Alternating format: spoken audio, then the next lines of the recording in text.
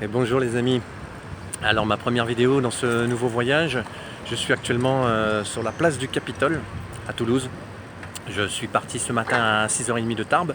Je suis arrivé à 8h30, là il est 9h15. Ma première vidéo donc de ce nouveau périple là, pour 12 jours. Je pars marcher dans un endroit que je garde encore secret parce que je ferai une vidéo pour vous en parler. Je vais marcher sur un chemin mythique donc on m'a fait découvrir quand je faisais le chemin de Compostelle. Et donc il y a une belle histoire avec ce chemin et je vous la raconterai lorsque j'y serai. Voilà.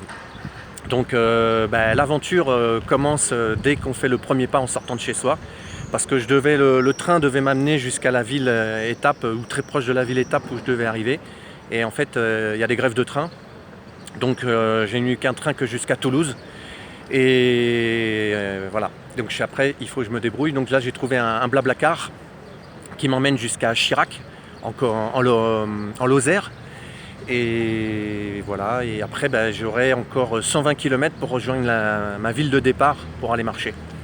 Donc j'arrive à Chirac à 16h, donc il me restera à 16h, donc il me restera peut-être 4-5 heures pour faire du stop, parce que je vais finir en stop pour arriver, parce qu'après à Chirac c'est paumé, il n'y a plus de train, il n'y a plus rien, et puis j'ai pas trouvé de Blablacar. Donc l'aventure commence direct, et ça fait les joies du voyage.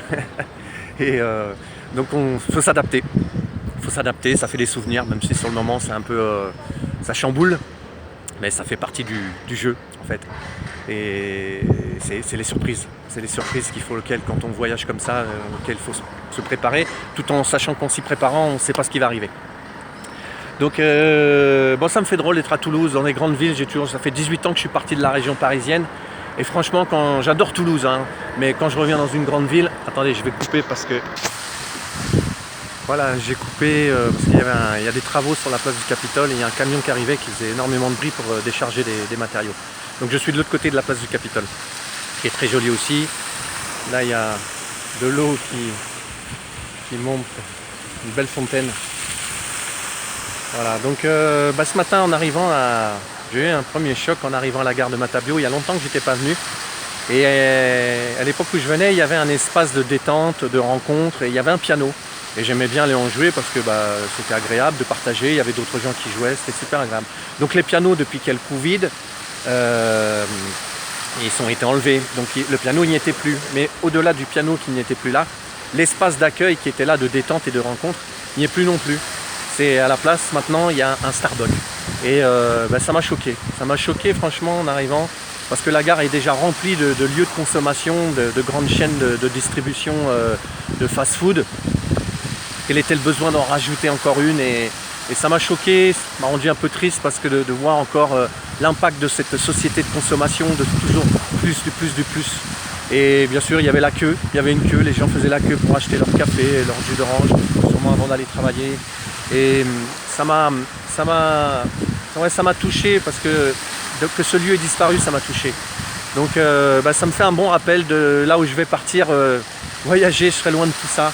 Mais c'est aussi un rappel pour dire que nous avons un pouvoir, nous avons tous un pouvoir dans nos choix de consommation pour donner une autre orientation à ce monde. Parce que moi, ça me désole quand je vois que cet espace qui disparaît de rencontres, de partage, le piano ne reviendra plus jamais. Et c'était beau ces pianos dans les gares. Et donc voilà, c'est pensons justement à notre impact que nous avons dans notre consommation, et ne pas alimenter ce monde tel qu'on nous le propose, tel qu'on nous le vend, et tel qu'on voudrait le faire avec ces multinationales qui s'enrichissent à n'en plus finir. Et voilà, c'était un petit rappel, et ça me fait du bien de voir que je vais bientôt être loin de tout ça, et puis que je regrette pas d'avoir quitté la région parisienne par rapport à quand je suis dans une grande ville comme ça, parce que c'est voir le monde, les voitures, les embouteillages, le bruit. Vraiment, je ne regrette pas d'avoir quitté ma région parisienne il y a 18 ans. Et c'est d'autant plus que j'ai de la joie d'aller me retrouver bientôt dans un espace vraiment perdu dans les montagnes, sur les chemins, avec des gens qui viennent humer la vraie liberté, parce que ici on sent que les gens sont tristes. Ce matin dans le train, j'entendais un homme à côté de moi qui parlait à sa collègue de travail et qui lui disait mais je suis épuisé, et je comprends. Ce monde est surtout depuis un an est fatigant et usant, et je comprends que les gens, mais j'ai l'espoir que ça va réveiller les consciences pour que tous ensemble, on donne une autre orientation que celle que nos élites, que nos médias de masse essayent de nous transmettre dans cette consommation et de toujours plus. Voilà, donc je ferai une vidéo pour vous annoncer là où je serai bientôt, parce que c'est un beau chemin, comme je vous l'ai dit, et j'aurai plaisir à vous retrouver.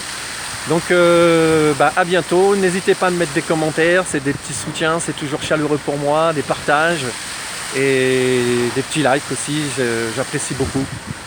Donc je vous laisse avec une belle grande bise du cœur, à bientôt pour une prochaine vidéo.